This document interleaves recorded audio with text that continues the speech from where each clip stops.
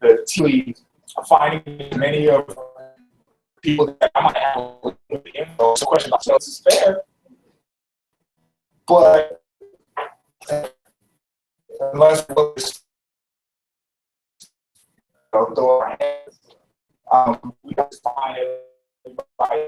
And it's like, I care one minute. My mom's most political person. No, but you're registered. Election day. There's going to be some influence going on. I think that's I think that's what we have. Regardless of what the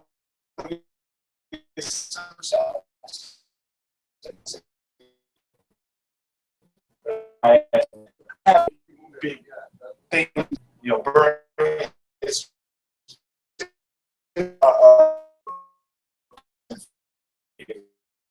even though focus for it's the right choice. They're playing it safe though. They're playing it safe. Like they're saying, okay, well, I'm at the bar, it's 2 a.m., so I'm gonna get a girl that likes me instead of taking a risk on the other one. They're playing it real safe.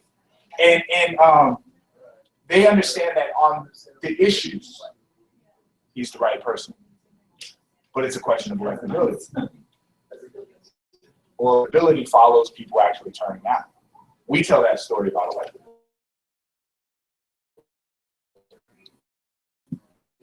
It's a delicate question. It's fair, but it doesn't matter. We still have the same responsibility. Yes.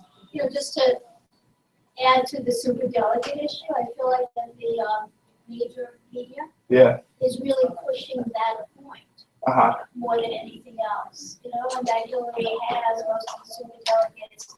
And if somebody's not really willing to make the effort to vote, it becomes that. Absolutely. So kind of like why bother?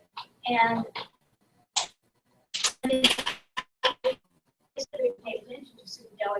who does? And it's like, well, it's a Democrat thing. They become so important, and these people, and it becomes almost. It's just like a very weird. Can I say also about the superdelegates thing? They throw that mainstream media throws it in when it's advantageous to them. Mm-hmm. So, for instance, the Wyoming unbiased the super delegates, which honestly right now doesn't.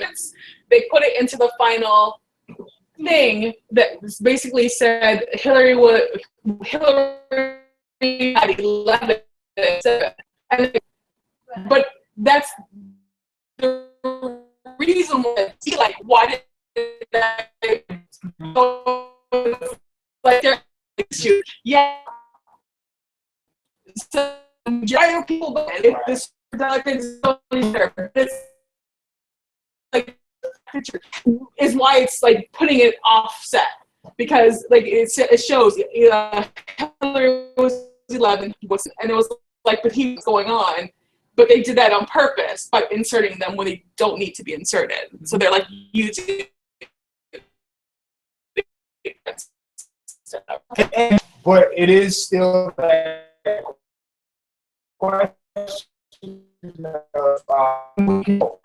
this white Mormon dude named Stephen Covey. They were 7 habits more successful. The circle it controls and a lot of stuff, the bridges up. Well, it doesn't do any good to be concerned about the bridges up. You can't do anything about that, right? In control, as opposed to what we're concerned about. I have absolutely no into that. I think sometimes we like to, and I'm not saying this about, because I do this same. I think sometimes we like the media will fetish something. The truth is that Nicole, hi Nicole. So Nicole in 2000, folks, this exact story was happening as well. Hillary was the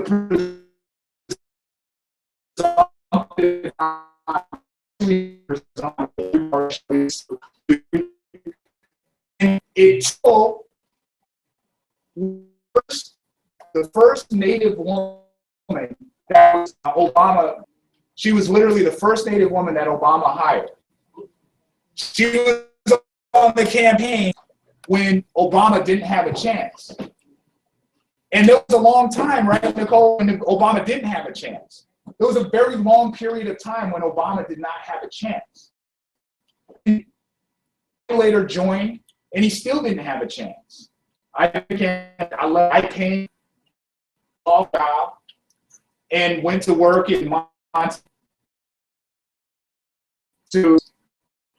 My point, I guess, is that it takes a lot of people to understand and to maybe hope, maybe to wish, maybe there's a level of naivete there, to say, okay, all that stuff is true, superdelegates, mainstream media, all that stuff. I'm still going to do this. I'm still going to do this when this person doesn't have a chance. And through that night and working through that and some believing through that, Obama's the president now.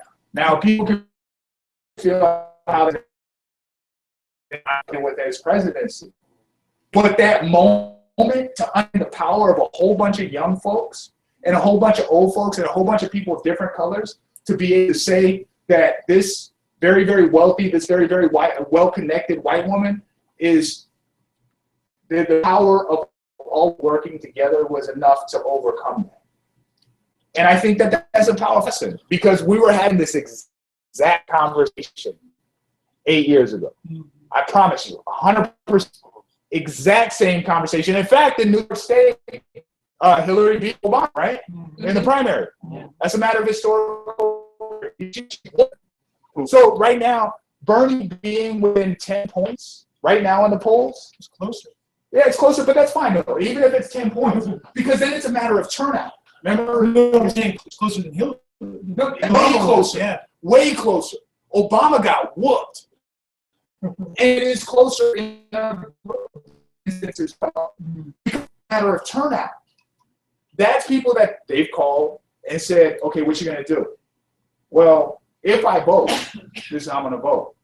But the thing I think our charge, whether it be on social media, whether it be with friends, family, remember my mom actually grabbed her and we're gonna do this. Whomever we have over, to be able to say, look, okay, this is who you would vote for, but I need you to actually get out and do this. Take the 10 minutes. I need you to actually take that time and do this.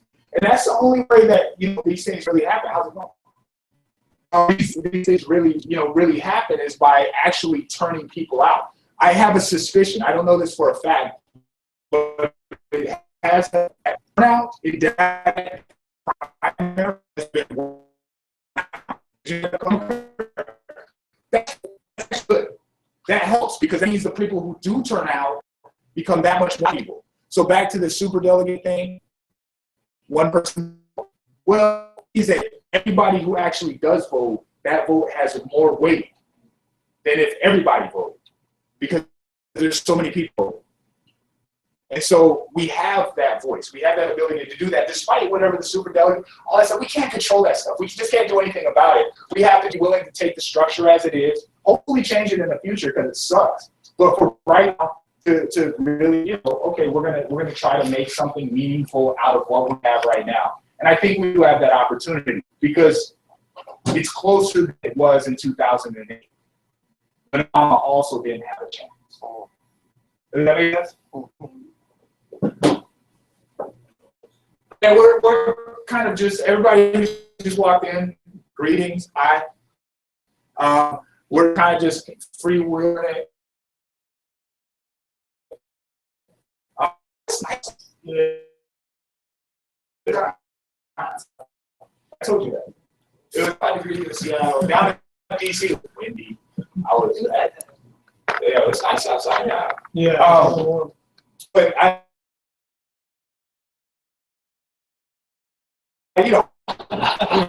go to the table. I don't think the organization changes. I mean, ideally, you would want a ton of people here. That's cool. But I don't think the organization changes. I think that social media is an amazing thing. Contact people. Whatever we have influence over. They have to already, unfortunately, be registered to vote. They had to have been registered to vote by March 29th. Are you registered to vote? But if it's registered to vote, get them. Get them. Say, look, that's fine. Super media, conspiracies, and that stuff. I really do. I mean, that stuff is real. You can't do anything about it. What we can't do is control our bodies actually getting to these places and voting to make it possible to get voted. And then we talk about the intersection people.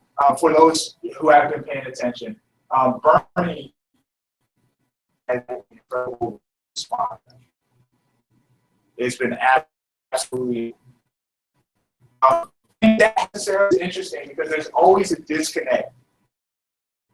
Leadership, the people, just like that. So the leadership is concerned with things with FaceTime. They want somebody they can make friendly with. The constituents, people actually voting. So, for example, in Washington State, Wisconsin,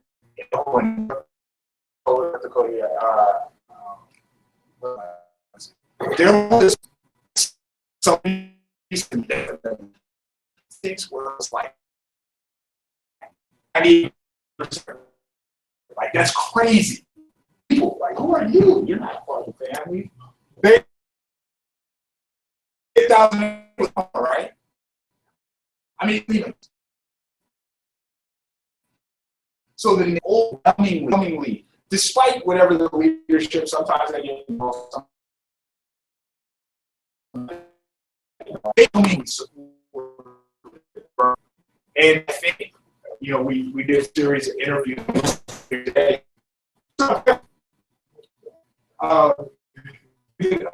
We did a series of interviews, and I think that it's a combination of things. Number one, he's side of the issues. He's on the right side. And for the most part, he's the best way to tricks. So we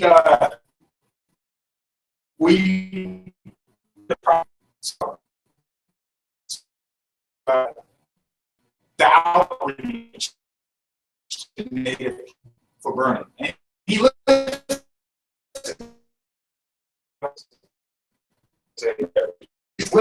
which we every time. That's cool. We put a little on the Hillary. We have friends that work over there too, and they kind of got pressured into it. They got bullied. And visuals, we had people were there, and they were having a great time, and they were kicking it, burning. It was a great time. And then they had a couple where like, oh, we're doing the same. They like, no, we got to try doing the same thing. And I swear they did almost line for line.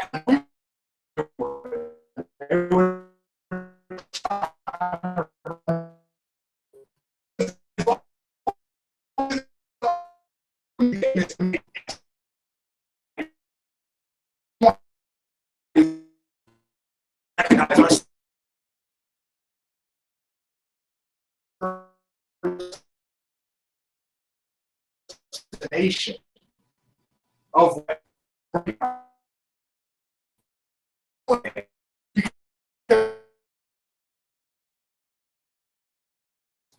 but she's trying.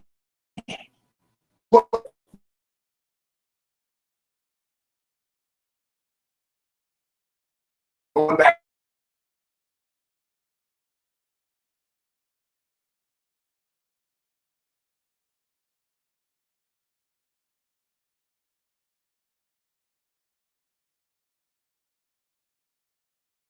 like a leader is supposed to.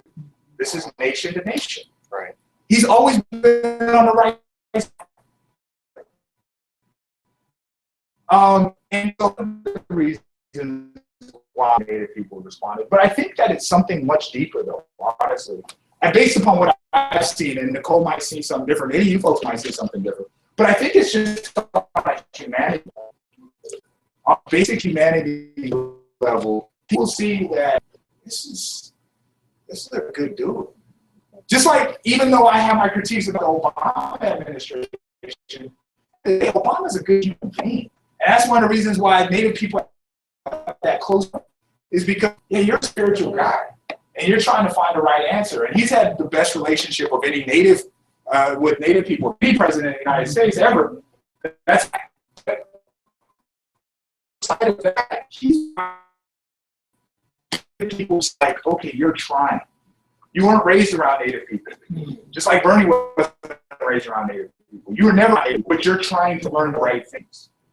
Your learning curve is trying to learn the right things and trying to treat with some humanity and trying to treat other. And I think that that's what people see in him.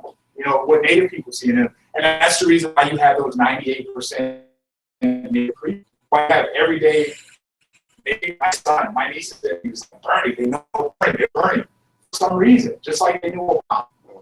I think it's because of a humanity thing. They don't know about politics. They don't care about it. But there's energy there, and we can feel energy. We're spiritual people a little bit deeper than just the policies, which he is on the right side of. He's on the side of the politics, stuff that nasty, you know, that people, you know, argue about. They'll be arguing about it and stuff.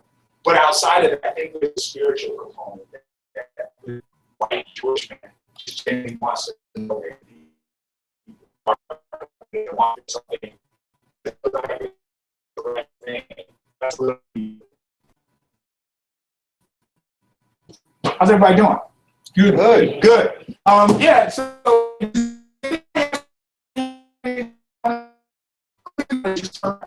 this is ultimately going to be a thing of turnout.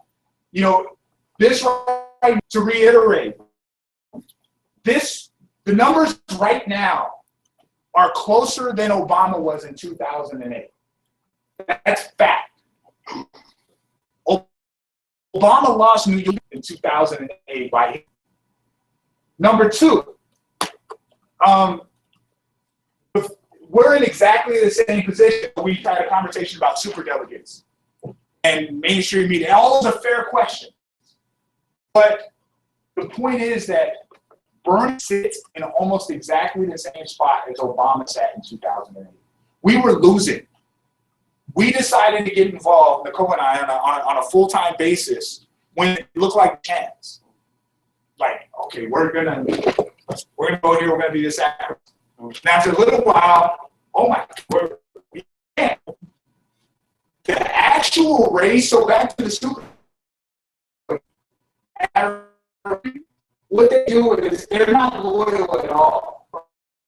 Like a black female. What they do,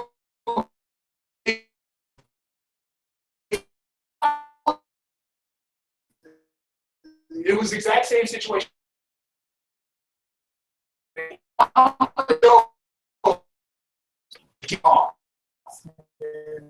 Yeah, they start.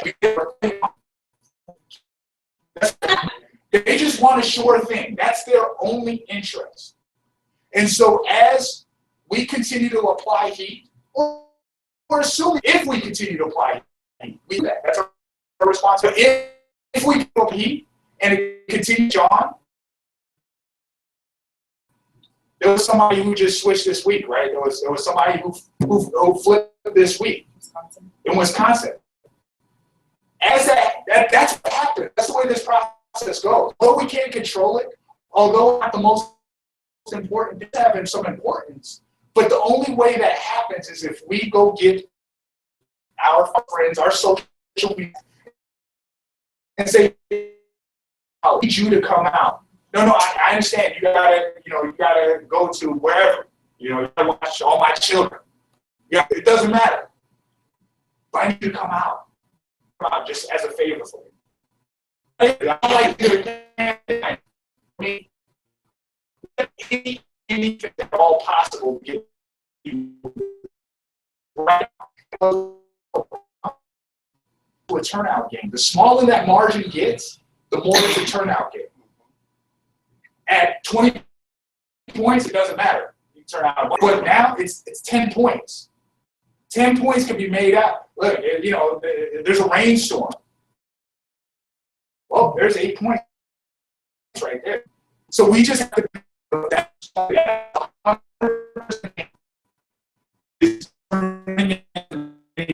What is necessary. You can cajole them, you can coerce them, do whatever you want.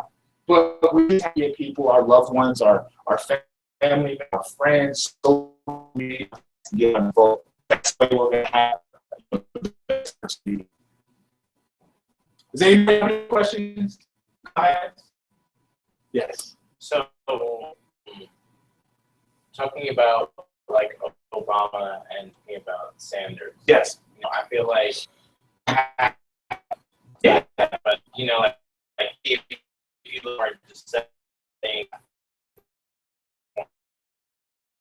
and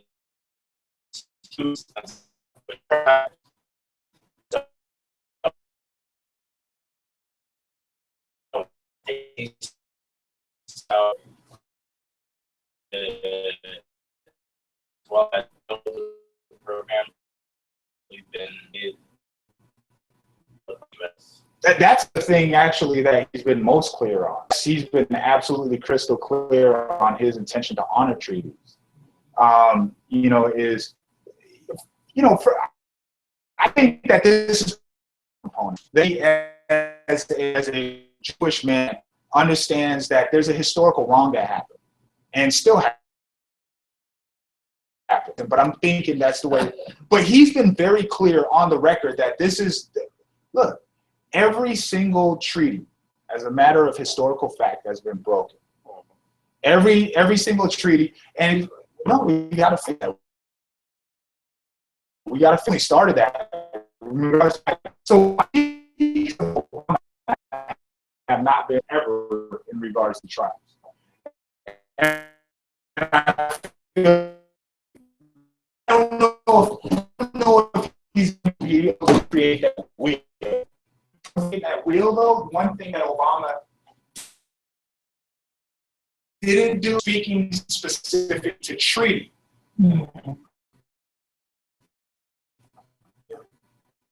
He has the government to treaty because people get nervous, especially I get it, he's a black man, and he can't necessarily speak because that's really close to our reparations. But we're going to honor it as such. And so Obama, although he's been great, best president ever, he's never done that specific treaty.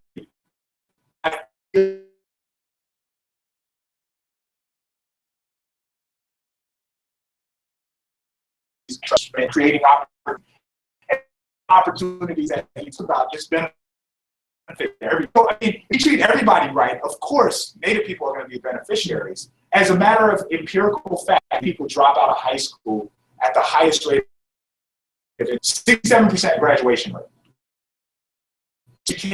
Education, as a matter of empirical fact, is the thing, the quickest way to close the income inequality. Yeah, fact. You can say what you want.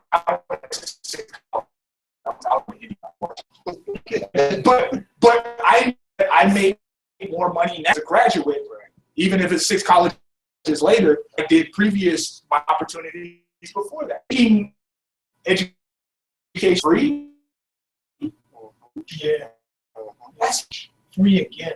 Again, yeah. I was about to say again. That's because for me, I mean, I went to school in it was free. Yeah, I went there, and that's why, because my family couldn't afford anything but free. And so people, that helps. Obviously, helps every community, but it definitely helps our community. So that's that part is going to raise all ships. That's people guardianship and reconciliation. I think that's a huge deal, and no other leader has ever done that. Ever said we did this wrong, we need to fix it. No other leader has ever said we are going to specifically, as he has done. You know, we shouldn't be bringing this pipeline and other assaults on native lands because that's their land, that's sovereign land. Hillary Clinton certainly didn't do that, right? She waited and flopped on the Keystone until against it. And so, you know, I feel that he's absolutely, as a matter of history, but also as a matter of policy, he's on the right side of tribes. Otherwise, I wouldn't be up. I wouldn't have any interest in it. You know, I mean, I could join all my friends who are doing. I have a bunch of friends who, you know, did the Obama campaign in 2008. Now they just want a job, so they're trying to get a job. They're trying to get placement. So they're working with Hillary because this is the safe way to get a job.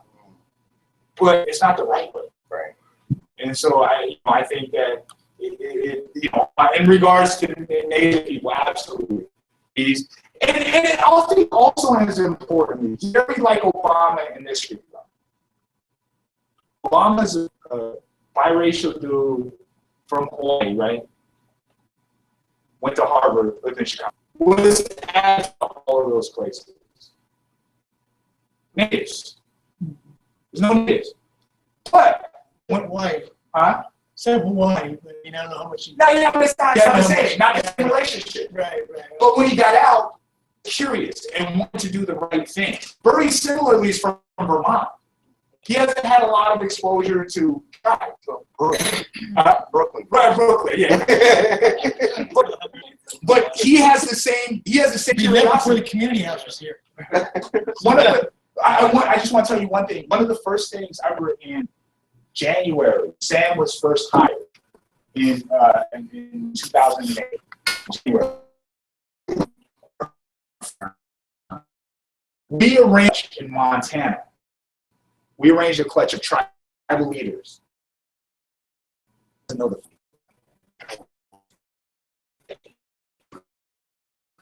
around him that knew the tribe. We got a whole Nicole, he got a whole bunch of folks that really knew what they were. He just started to absorb it and learn. He was a blank slate before that.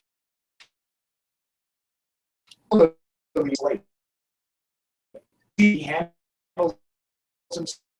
He's trying to get all that information and come to the right conclusion.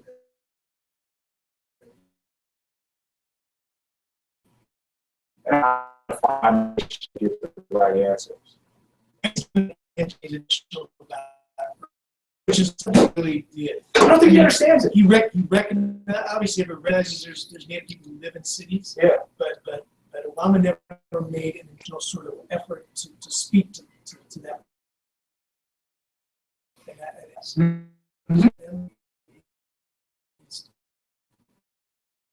Mm-hmm. Right. Most this music experience to have a candidate speak to that, know about it. Okay. In your experience, have you find that there's not just the between urban natives and urban native families, get the multiple roles collectively, is there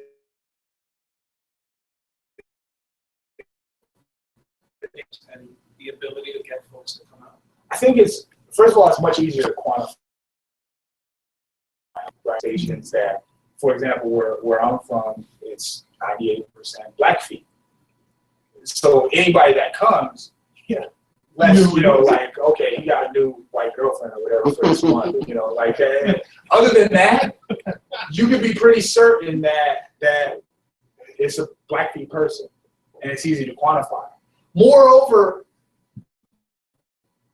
there's oftentimes a culture of it, meaning that, like, there's, because, and this might be unique to where I'm from, we have 7 Native legislators. And so it's something that we value. We're going to put our own into office. This is very important. That's probably not going to happen here because there's, it'd probably be difficult to put a Native person into the legislature here. And so there's not necessarily a compulsion to, we need to go out and support our own. Right. Does that make sense? Yeah. And so I think that, creating that culture amongst children multi-generationally gets a little bit more difficult in a city, just because, there's just more stimulation generally in the city. Where I'm from, there's not a whole bunch else to do. Like, I'm going to go there because it's boring here. And, we're true stories, like here, go to, whatever, mall. The experience I had when I was coming to city, spoke to my mom, just got home, and that's all, we're going to have this new community house. Yeah. Just to use it's, I wonder, like what you're saying, being in an urban environment, there's so much knowledge that it's hard for you to know. That's right. And that's precisely, so I'm going to draw this, that's precisely why turnout is such a big deal. Because there's so many people that, I just had other stuff to do. Turnout is at an incredible low this year in the Democratic society. Every single is amplified. Every single person that you can gather. Absolutely. When you have distractions, oh man, I got a boot on my car, or, there's this there's a million reasons in a city why people can't do it. On the res, and it's that I think actually gives us a compulsion to be able to bring them out. Gives us more hope. Gives us more. Obviously, there's more people. That's fine, but there's also more opportunities for those areas. Social media. There's all those different things, ways to interact and to impact. Bring them up. Any questions? Statements? I do want to say that another factor of what is he, is the fact that media has blacked him out. No one is talking about him. I get like 90% of my, 99% of my news comes from the Young Turk online. So like, I know when I'm involved and on Twitter, which is very activist ridden, it's just like I'm out there talking about it, but like the average person really doesn't. So that's another thing that goes to it. Cause it's when they do mention him, it's that guy over there, it's like, he has no idea. He has no, why are you taking him seriously when they do mention him? So that as well. I've seen in my own family when we lived down south, so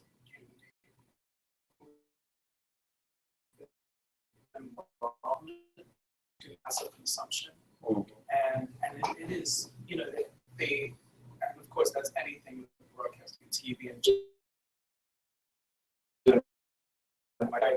be going to organizing an event is not something that my mom can do anymore. It was something it's not relevant anymore, and it's because of that overwhelming and that's it's especially motivating our elders because it takes a little bit more effort for them. Oh yeah. It's funny. I took my aunt. She was about 70-something that voted in her life, and her sister. I took her sister. That's how important they felt. They actually had someone that spoke more so that there's still some even when you bring up the points and the politics,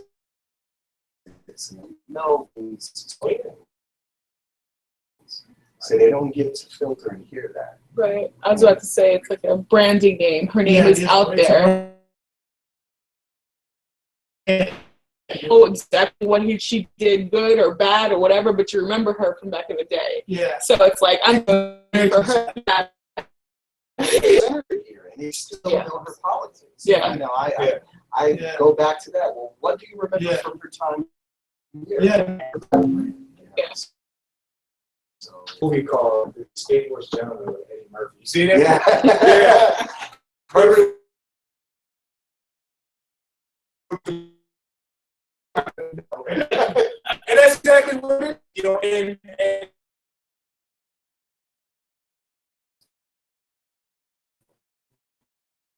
it's unprecedented to do that.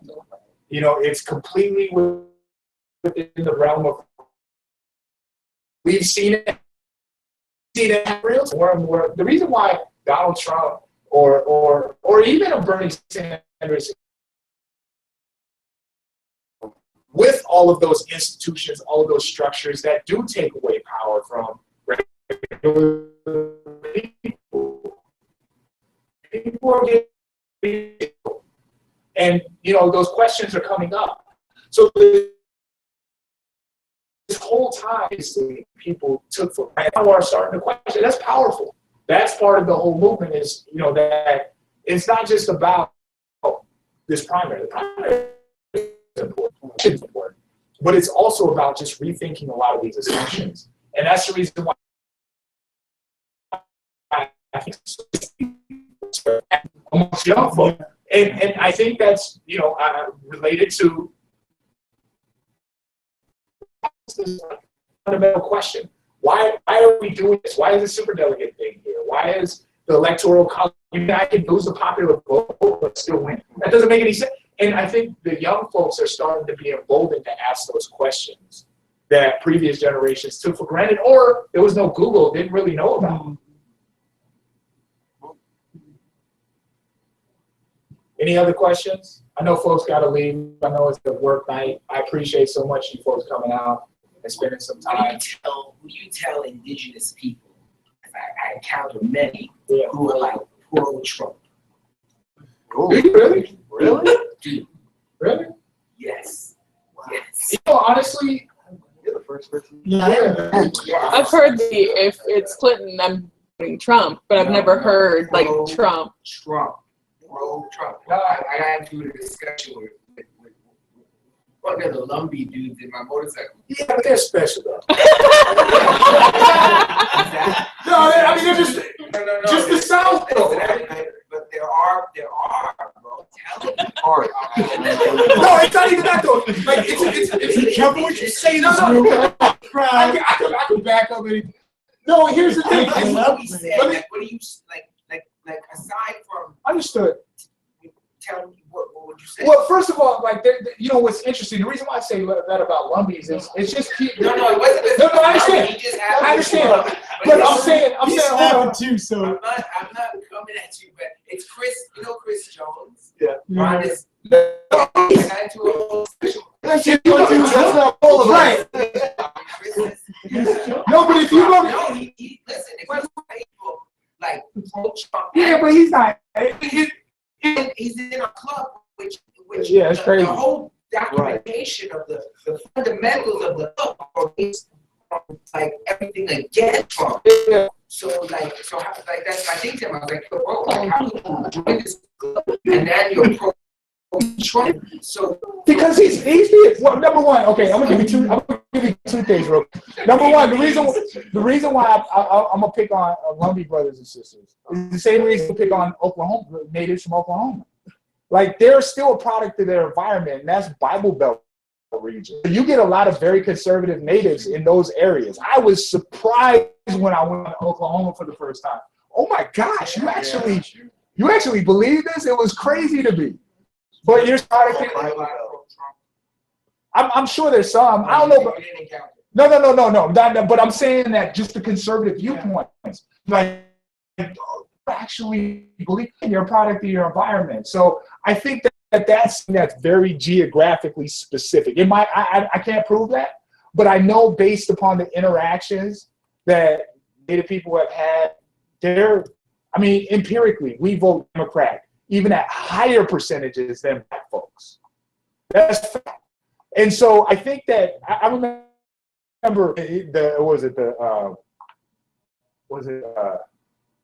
any joke when he did Delirious when it just Jackson was running for president, right? Audrey, it was like 1984. And he said, Jesse Jackson, you know who's going to vote? He said it's going to be some Trump white dude. And he said they're going to watch this, it's going to be fun.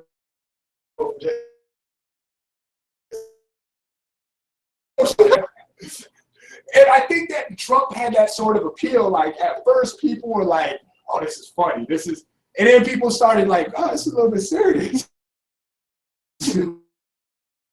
Even Ben Carson, as cornball as he is, someone is. And talking about Trump's in trouble. Trump's in trouble. And I think people is starting to filter out those people. I mean, I'm not saying that there's not going to be singular exceptions. I think there will be exceptions. What would you say if this row right here were on indigenous pro-Trumpers? Like, what could you put? I wouldn't try to say, no, but the point, man, I'm telling you, I think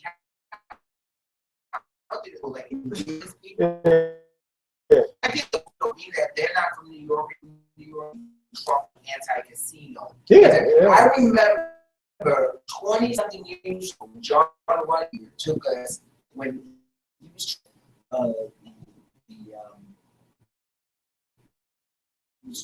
the sort of organization John Ruggiero was forming. Anyway, so we had went to with him. We brought a bunch of people from all over, and we went down to Trenton with him, and there was some of the Manicos and Ramapos, and there was a Trump. There were a few people from Trump's. I don't know exactly where they were in his organization, but anyway, they were anti-native, like to the core. Yeah. There. I mean, of course, they were concerned about a casino possibly happening in New Jersey. Right. But Trump has always been like anti-native. And even when I say this to these cats, they're like, well, that was then and this is now, and so like that's why I'm asking you, like, what would you?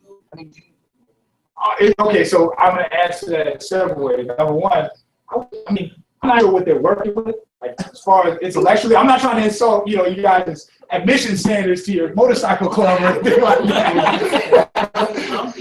Yeah, no.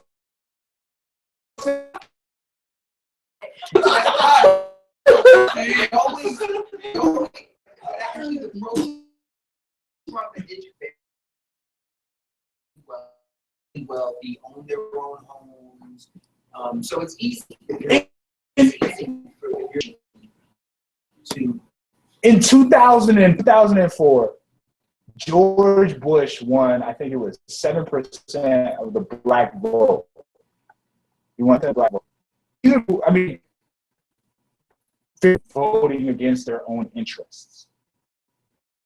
And yet there's maybe it's their economic status, perhaps it's their self-hate, perhaps it's their desire to be accepted. I don't know. They continue to vote against their interests. And I know that there's going to be, first of all, there's people to be kind of what we consider provocateurs.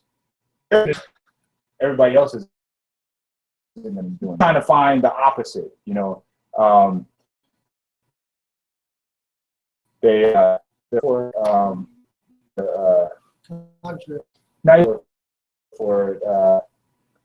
anyway,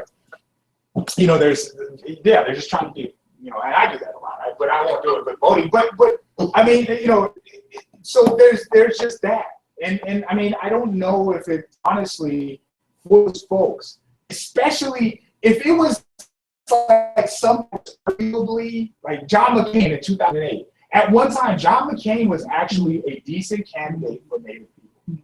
That's fact. Okay, well, we can make an argument about this because we have specific policy positions that we should be able to iron out to convince you. But with Trump, he's so far askew with the things that are very blatantly anti-native, very, very blatantly anti-immigrant, very, very blatantly anti, I mean, if they're just doing that for a reaction or a belief, I don't know, honestly, because I think that's a matter of capacity. I really would have to chalk it up to that, because once again with McCain, okay, I can understand that. I can point to you how he's changed in years, and you know, and I should actually have to make now then I'm a fundamental problem that I communicate to. And I don't need to response, but that's just true. Like, you're just not that smart if you really believe it. That's pretty much right. Yeah. Well, you know, I didn't want to, you know, like I didn't want to get into a whole political, you know, sort of discussion about it. I just was like, and it wasn't just there were other people too. I was just, and there were other people who were pro-Trump. I mean, you're not, but they are. So, you know, I don't want to get into a whole discussion. I think if you're pro-Trump and you're indigenous, then you are like, you're just a different kind of conversation, you know.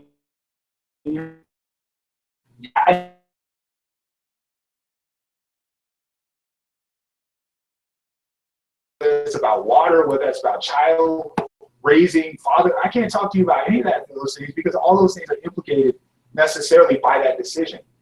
Trump is so far out there. To me, it's easy, because now I just can't have a conversation. So to play devil's advocate,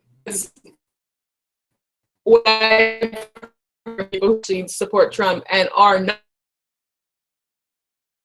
are just so tired with the norm, they want to go as extreme as possible. So our version of extreme party, but he's not honestly that extreme. We've become more of a middle man over the years, the centuries or whatever. He's just so I don't know what the word I'm looking for. He's just so extreme. They don't care what happens as long as something changes. Like, they don't care. Yeah. So it's like they don't care. They're just like, he's gonna say what he feels. He's gonna do what he wants. And so if that brings along change, they think, you know, he has or whatever to make things better or whatever. But they think, I don't care. I don't want the person that's gonna follow the rules, because following the rules has not gotten us very far. So I'm just gonna go so far, you know, to the right or so far to the left. Right now, that's burning, you know, until he gets his appeal. Yeah. It's fair if all of those things, if he's neutral in his historically policy on Native people or Black people or Muslims or Mexicans, but when it's so obviously against your own interests, like that, and that's the thing, it's explicitly against your interests. There's no question about that. And so, yeah, absolutely, you know, can mix it up a little bit and do a nuclear bomb, but we know that it's not going to be either way, you know, no matter how that nuclear bomb, if it detonates over there or over here. Right. And so, I mean, yeah, I could never appeal, because that's why people like McCain was, okay, he's not necessarily keeping the script. But with McCain, at the very least, there was an argument that could be made that this guy in some way is a better for Native people, and we had to have those conversations. There's not one argument. I mean, even that doesn't mean for Native people. Yeah, it's just, okay, he's different. Well, so is having one arm, but I don't want it. It's just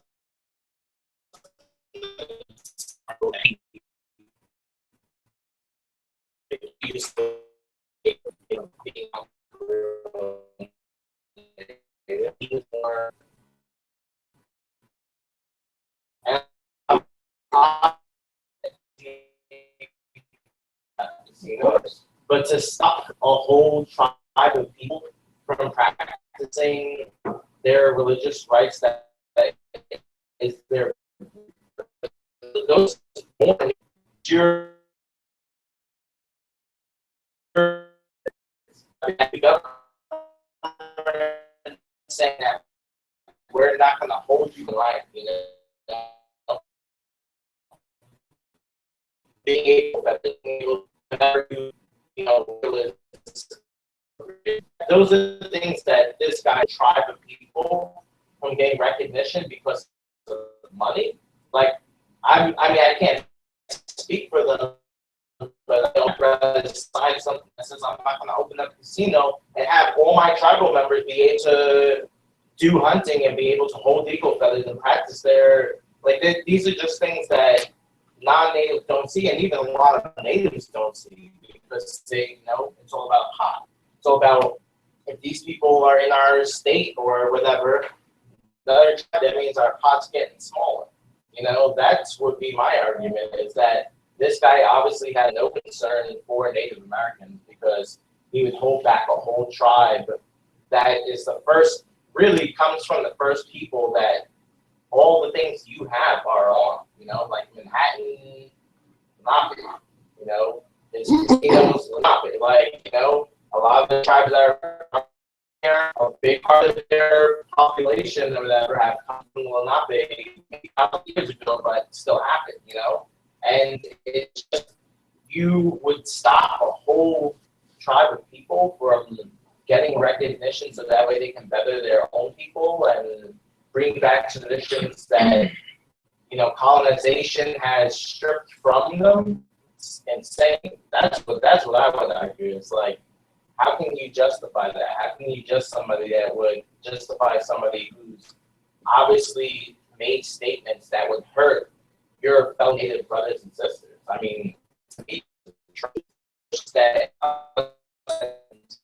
support people like that, but also us support that philosophy of trying to get attention because of something that has to do with greed, which has nothing to do with being Native American. Well, the Matrix has no skin. The Matrix is for everyone. There's brown people, black people. So, I mean, you mentioned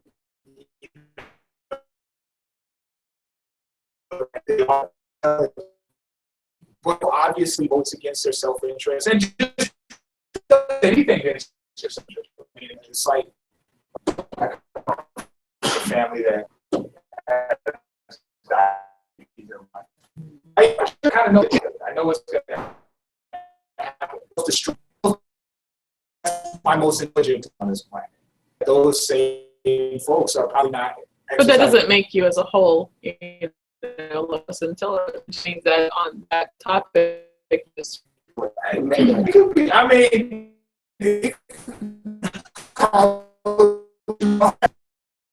you know, I mean, so Cliff, the time, the brain, gray matter, you know, really arguing with it's like, you know, yeah, no. Another topic is because talking about Trump too much makes me nauseous, actually. I mean, like you were saying, Obama in a lot of ways did more for our communities, our neighbors. But one place I was really disappointed was when his representative came to the UN Forum and spoke, you know, and each year it happens. There's someone from the Obama administration would come and speak at the UN Forum. It was always incredibly disappointing. Like just, it was such a compromised way. Yeah. It was clear. It was clear that they were absolutely not going to just.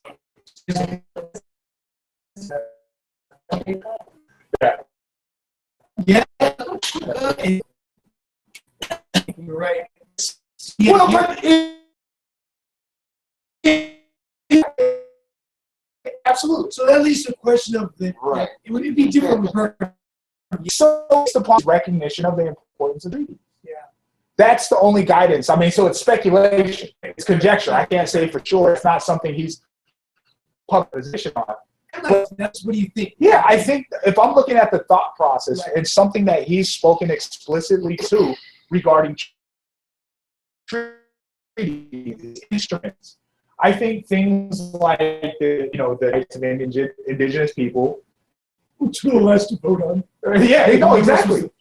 But if you recognize that and if you take that seriously, if we haven't done right on this treaty thing, then that becomes a human rights issue. I think that, I don't know if any sovereign is going to be really happy to give up its autonomy and say, well, this tribunal or this board that we wanted to weigh in on us, because that's ultimately what it's about, right? Yeah, but I think that based upon that at least there's an argument that I think you're much closer to it, right.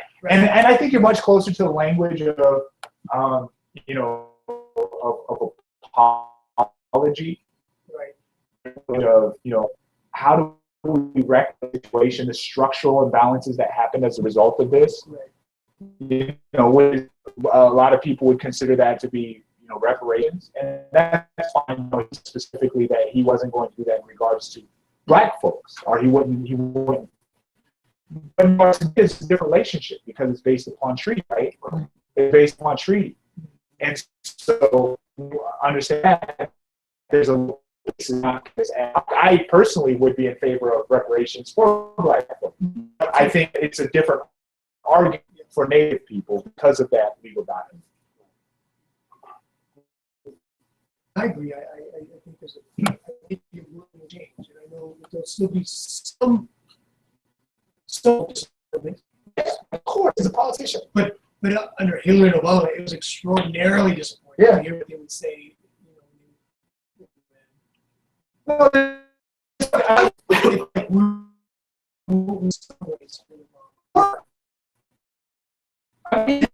Contrast in what was said the way sort of when that in that form it was tough.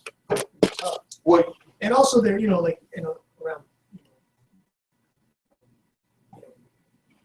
just our schools, residential schools, and issues around that.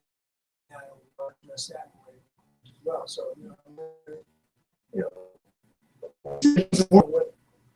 the thing about Obama, speaking of reparations, despite my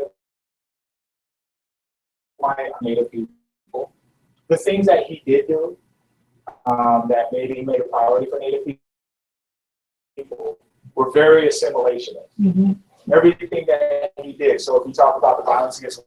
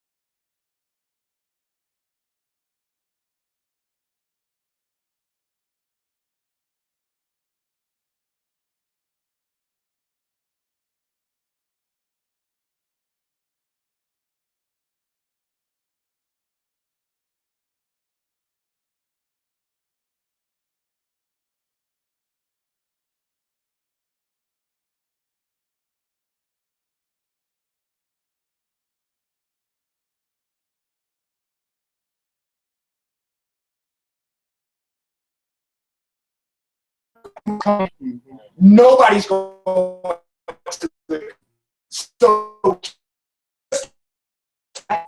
Trump.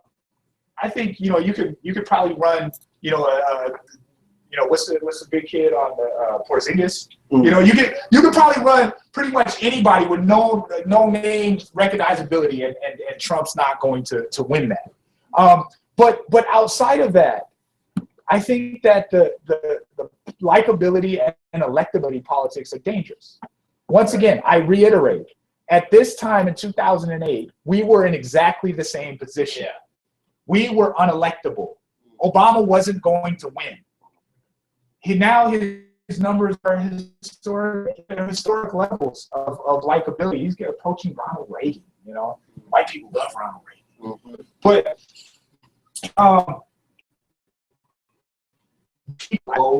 we would mention earlier that there's so many people that don't even know the Bernie brand, right, what he has to offer. Once you have more time to sit with it, I think that it holds up. It holds up under examination. Right. And so, but I want just a little bit past the primary. I don't agree with that. And the reason why I don't agree with that is, number one, the numbers are close. But number two, there's a debate Thursday night. The debate will not happen unless Hillary understood the significance. Like, she has to have, she beat Obama by almost 20 points in New York. If she is closer than that, and she will be closer than that, guaranteed, and if we do everything and we get all that, it's going to be even closer than that, and we actually win. But it doesn't matter. It's going to be so much closer than Obama wins.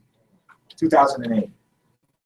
And that puts serious questions after running off 9 straight primary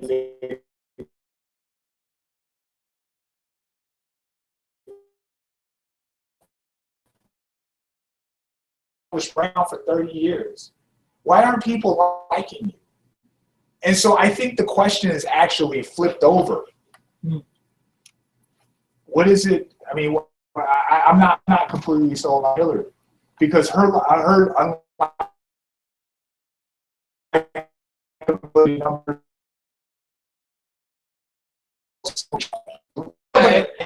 It's like 48% how much people like her. But I also want to piggyback on this, but it's sort of like propaganda, the fact that she's not talking about Bernie. The fact that she's shooting ads towards Trump is its own propaganda, being like, I'm not even worried about this. You know what I mean? It's the fact that it's like, so you can't base it off mainstream media. But she's just like, oh, I'm just going to shoot an ad about Trump, only about Trump, and not even mention this. And that sort of feeds into the, why isn't Hillary mentioning Bernie? I guess he's not that important. I guess he's not that, catching up. Or I guess, he's a small fry or whatever. So that's its own propaganda shooting for her. You know what I mean? So that's why she's like, oh, let's just focus on what Trump did. Or, whatever. The next debate's going to be different. Oh, it's definitely going to be. It's going to go much more directly at I think so too. I think it's actually definitely going to be ugly. It's going to be ugly, because I think Bernie needs to get into numbers and just be like,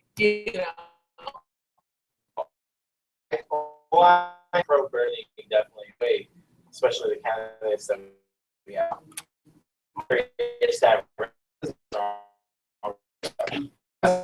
Here too. He represents the values of a lot of those racist people. Oh, yeah. How? Well, he speaks values. Different values. He was arrested. I mean, like this. No, I'm talking about Trump. Oh, Trump. Talking about Trump.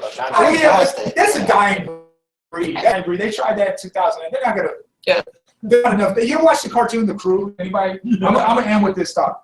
There's a cartoon called The Cruise, and it was about like that short period of time when Homo sapien ran hand in hand with Neanderthal man. And Neanderthal man, like every time he went out of his cave, he was scared. He was like, oh man,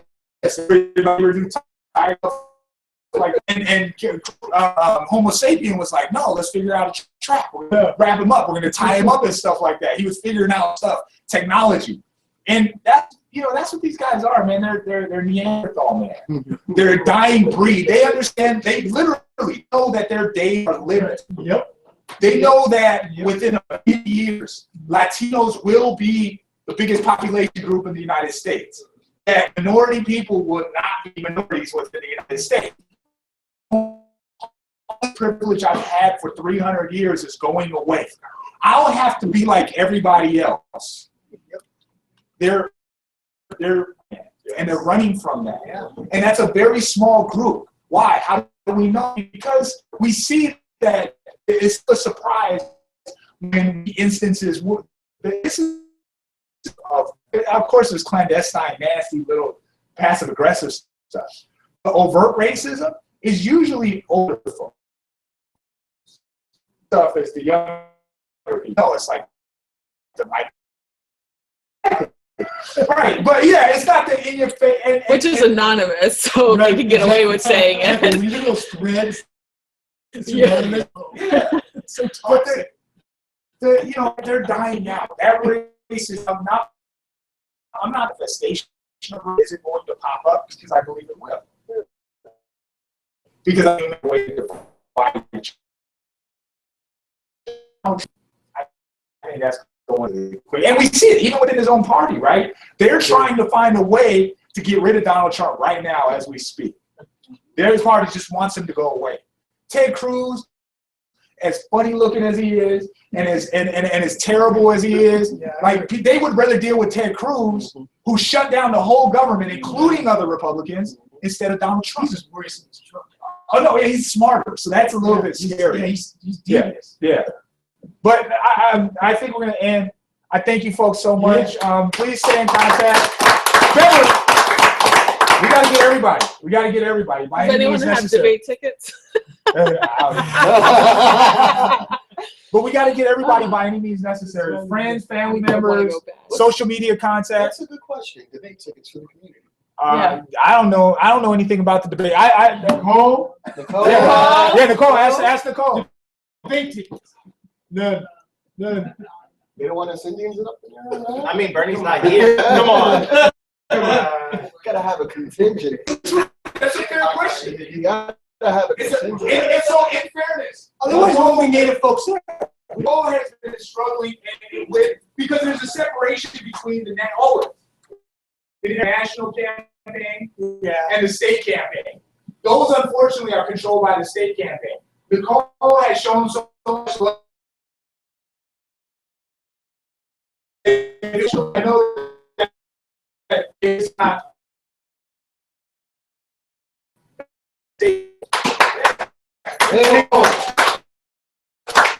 I'm from Brooklyn, so I get a pass.